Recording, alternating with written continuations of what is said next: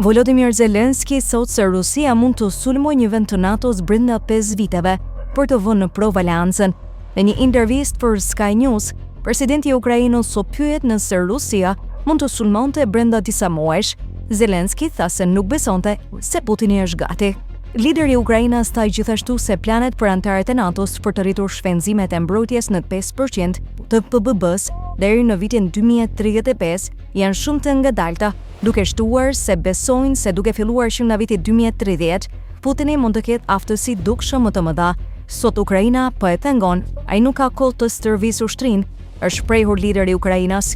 Më tej Zelensky vazhdoi duke thënë se ushtarët rus po shkatërohen dhe shfarosen në fushën e betejës.